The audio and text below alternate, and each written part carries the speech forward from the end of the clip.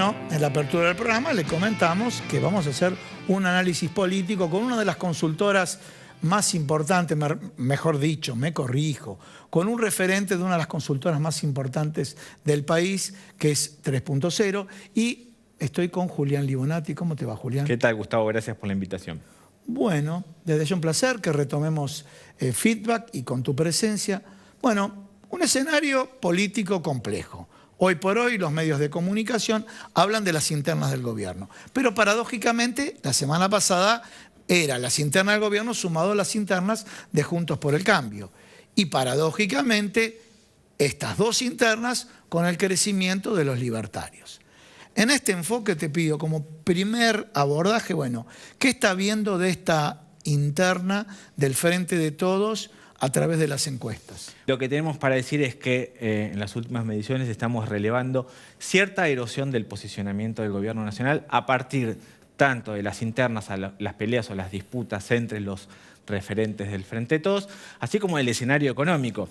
De hecho, en las últimas mediciones estamos registrando el piso más bajo en una serie de indicadores del gobierno nacional. Por ejemplo, la evaluación de gestión de gobierno nacional, que es un indicador, una variable sistemática del rendimiento del gobierno, de un gobierno. En la última medición lo estamos teniendo en cerca de 30 puntos. Ese es el punto más bajo de la evaluación de gestión del gobierno de Alberto Fernández. Esa es la coyuntura, el día a día, qué es lo que está sucediendo. Obviamente hay indicadores positivos para el gobierno de cara a la opinión pública. Su rendimiento electoral, más allá de este dato de evaluación de gestión, no ha tenido efectos negativos. Hoy, si se presentara al Frente de Todos, mantiene ese núcleo duro de 30 a 35 puntos. Entonces, me parece que hay que interpretar desde esos dos lados. ¿Hay algún tipo de rendimiento negativo? Hay dos caras de la moneda. También el número no es tan bajo como... Hay dos caras de la moneda. Una cara negativa, que es una parte de la sociedad argentina reconociendo que la evaluación de gestión tiene algún tipo de fricciones.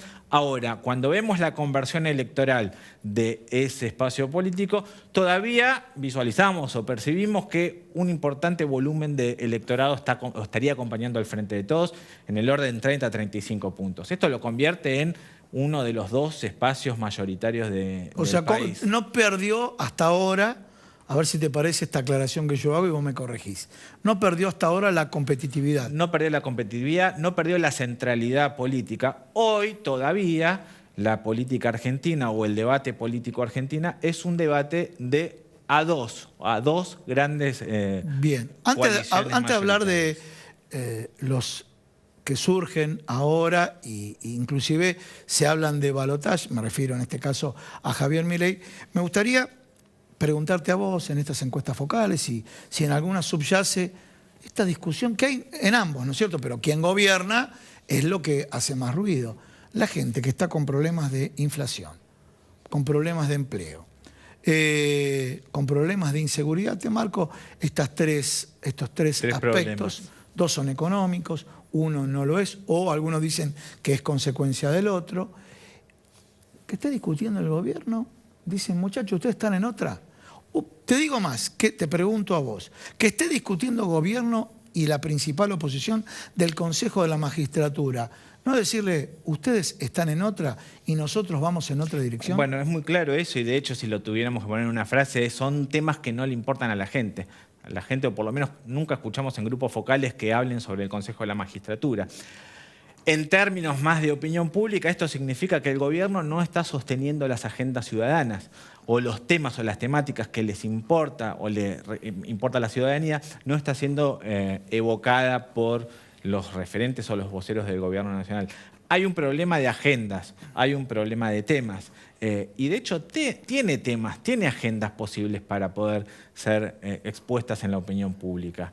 El crecimiento económico, la actividad económica creciente. Ahora, por algún motivo... La utilización de la capacidad instalada. La capacidad instalada. Ahora, por algún motivo el gobierno nacional prefiere tomar agendas y temáticas que le son adversas de cara a la opinión pública. Porque si discute inflación, los liderazgos percibidos para mejorar o tratar de resolver el problema de la inflación no son referentes del gobierno. Ahora, son referentes de la oposición. ¿Puedo ahí interrumpirte?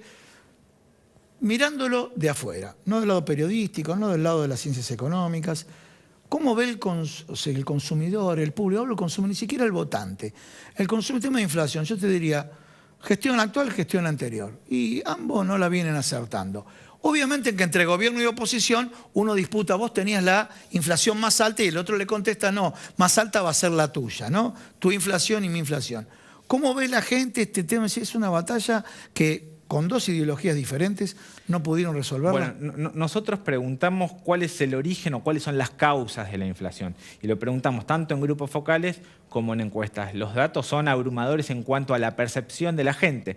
Cerca del 65% de los argentinos perciben que la causa de la inflación es por responsabilidad del gobierno y del Banco Central. ¿En qué sentido? En el sentido de la emisión.